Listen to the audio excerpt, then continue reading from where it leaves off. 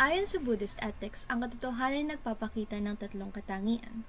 Number 1, constant change. Number 2, a lack of permanent identity. And number 3, the existence of suffering. Constant change. Imagine natin ang paborito nating pagkain. Maaaring nag-crave tayo dito at lubos tayong natutuwa kapag kinakain natin to. Pero ang totoo, pansamantala lamang ang pakiramdam na ito kasi you'll eventually get hungry or the taste may not be as exciting the next time. Ang katangiang ito ay nais sabihin sa atin na ang bawat karanasan, mabuti man o masama, ay pansamantala lamang. Halimbawa na lang ang katawan natin na patuloy na nagbabago, ang mga kaisipan na dumadating at umaalis, at kahit ang mga bagay na pag-aaral natin ay nasisira o nawawalan ng appeal. Number 2, a lack of permanent identity. Ito ay isang banayad na konsepto. Madalas nating nararamdaman ng isang malakas na pakiramdam ng sarili, isang nakapirme at hindi nagbabagong pagkakakilanlan. Minumungkahi ng katangiang ito na ang sarili ay isang ilusyon lamang. Ito ay sa kadahilan ng ang tao ay isang koleksyon ng patuloy na nagbabagong mental at pisikal na mga proseso. Halimbawa, imagine natin ang isang apoy. Ito ay mukhang hindi nagbabago o sa English ay it appears constant. But actually, it's a continuous flow of burning fuel. Third, the existence of suffering. Okay, so this doesn't necessarily mean constant pain o misery.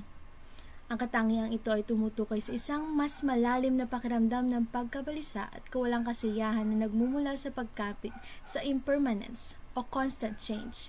Hinahangad natin ang kaligayahan at sinisikap na iwasan ang sakit, ngunit dahil nagbabago ang lahat, ang mga pagnanasang ito sa huli ay hindi natutupad. Isipin na sinusubukan mong hawakan ng isang dakot ng buhangin. Kung mas mahigpit ang pagkakahawak mo, mas dumudulas ito, na nagiging sanhi ng pagkabigo. Ayon sa Buddhist ethics, meron tayong tinatawag na the Four Noble Truths. Ito ay isang magkakaugnay na tanikala ng mga katotohanan tungkol sa buhay. Ito ay ang mga sumusunod. Number 1, pagdurusa ay umiiral. Pangalawa, ito ay may dahilan. Pangatlo, ito ay may katapusan. At pang-apat, may paraan para makamit ang paglaya mula sa pagdurusa.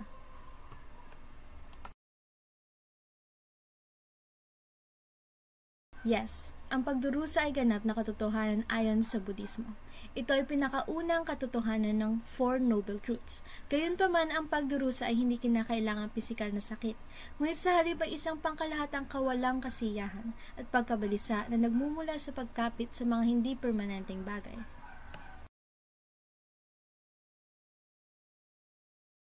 Ang mga kasanayang ito ng Budismo ay nag-aalok ng landas upang maibsan ang pagdurusa sa pamamagitan ng Eightfold Path. Ang landas na ito ay binubuo ng 8 kasanayan, naglilinang ng karunungan, etikal na pag-uugali at disiplina sa isip.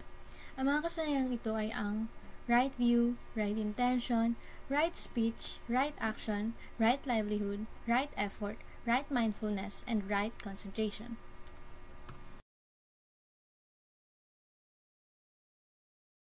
Karma refers to the principle of action and reaction. Sa Budismo, ang batas ng sanhi at bunga ang namamahala sa ating buhay.